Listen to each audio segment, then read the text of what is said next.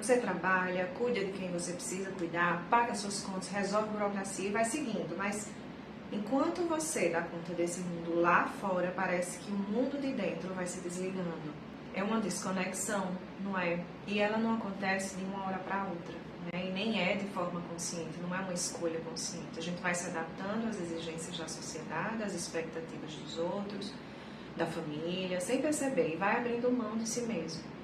Então, é um processo lento que vai de pedacinho por pedacinho, uma espontaneidade hoje, uma bobeira que você gostava de fazer amanhã, um plano pessoal vai ficando para depois, até que a vida perde um pouco a cor e tudo parece que vai caminhando para isso e você não se sente mais vivo. No consultório, eu vejo muito isso, assim, mulheres que chegam exaustas e dizem: eu não tenho energia para nada, eu estou profundamente cansada.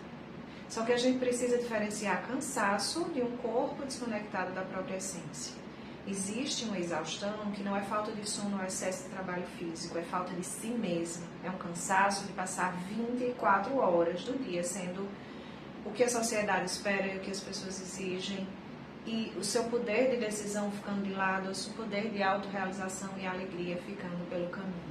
Essa vida no automático, ela encontra um paralelo perfeito em um conto antigo que a Clarissa resgata no livro Mulheres que Correm com os Lobos. A história La Loba, a mulher dos ossos. Bom, a história conta que existe uma velha de cabelos desgrenhados que vive sozinha em um lugar oculto do deserto. E o único trabalho dessa senhora é recolher ossos. Ela caminha pelos leitos, pelos rios secos, pelas cavernas, pelas fendas das montanhas, e ela procura aquilo que está abandonado na paisagem, especialmente os ossos dos lobos. Ela encontra um fragmento aqui e outro ali, ela vai reunindo cada pedaço com muita paciência, até que o esqueleto do lobo esteja completamente montado e reestruturado diante dela.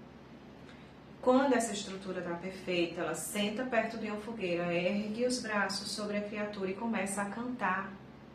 Enquanto ela canta com muita intensidade, o chão do deserto se estremece. Os ossos começam a se cobrir de carne e de pelos, até que o lobo abre os olhos, dá um salto e sai correndo livremente. Essa história ela termina dizendo que no meio da corrida, sob a luz do sol ou do luar, o lobo transforma-se de repente em uma mulher que corre livre e ri grandemente pelo horizonte.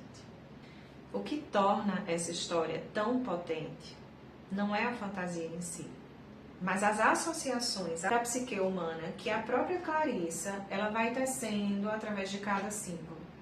Ela nos mostra que através dessa narrativa a gente pode acessar a própria realidade humana. A começar pelo deserto, que a autora aponta que não é um castigo, é um lugar onde a gente vai parar após anos de excesso de adaptação. Aquele território árido e sem vitalidade para onde a gente vai, a nossa mente vai, quando a gente passa tempo demais vivendo, olhando para fora, esquecendo o lado de dentro.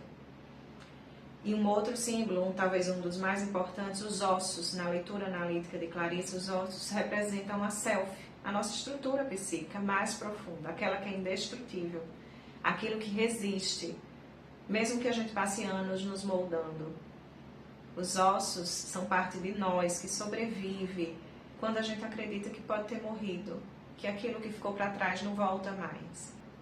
Trazendo isso para a nossa vida real e para o que eu vejo no consultório, vale a pena a gente se perguntar algumas coisas. O que foi ficando enterrado no caminho para que sua rotina precisasse minimamente ser organizada para os outros? Onde é que ficou a sua espontaneidade? Onde ficou o seu poder de decisão sobre a sua história? Quando foi a última vez que você buscou algo focado na sua autorrealização e não apenas em ser útil ou gentil com alguém? Quando a gente se adapta excessivamente, às vezes, às imposições, a gente vira esqueletos funcionais. Para a psicanálise, ela nos mostra, através dessa história, que a nossa essência não é destruída. Então, para sair um pouco desse modo automático, a Clarissa nos dá o caminho do resgate através de etapas. Primeiro, ela diz que a gente precisa recolher os nossos ossos, ter a coragem de olhar para cada cansaço, perceber o que foi se desligando de nós e reconhecer o que ficou soterrado. Segundo, ela diz que a gente precisa acender o fogo da nossa realidade. O que é que significa o fogo, né? A energia psíquica, aquela coisa que movimenta a gente para a mudança, para poder recuperar a própria vida, que traz desconforto, porque a gente vai precisar impor limites, muitas vezes de desapontar expectativas alheias. Então, exige esforço ativo para sustentar um espaço que é seu. Em terceiro lugar, cantar sobre os ossos. O canto é a voz de retorno aos nossos desejos. E quando você deixa apenas de responder ao que te pedem, você passa a agir em direção da sua autorrealização. A mulher que corre e ri no desfecho da história não é um ideal de perfeição, ela é a representação de uma psique que recuperou a sua força natural, a sua capacidade de escolher e a sua vitalidade. Por isso, no próximo vídeo do nosso canal aqui, nós vamos analisar o filme Meu Nome é Agneta, né? Fazendo uma ponte assim direta com esse mapa do La Loba. Então eu vou mostrar como uma mulher comum, super adaptada a uma rotina automática, cheia de deveres, ela decide peitar o medo e buscar os seus próprios ossos em um vilarejo na França, e ela volta a viver a sua própria vida. Então se inscreva aqui embaixo para acompanhar esse próximo passo. Mas antes de encerrar hoje, eu quero fechar trazendo as palavras exatas da Clarissa sobre essa dinâmica. Por isso, disse que se você estiver perambulando pelo deserto, por volta do pôr do sol e quem sabe esteja um pouco perdido, cansado, sem dúvidas, você tem sorte. Porque La Loba pode simpatizar com você e lhe ensinar algo da alma. Sentir o peso do automático não é o fim da linha. Pode ser o ponto de virada para o seu maior reencontro. Então, como eu sempre gosto de lembrar nos nossos vídeos, o banquete psíquico aqui foi servido.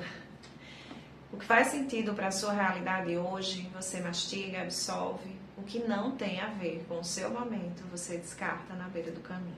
E para movimentar, assim, essas reflexões coletivas, que são riquíssimas aqui nos nossos comentários, você me conta quais partes da sua essência ou da sua espontaneidade acabaram ficando enterradas no automático do seu dia a dia.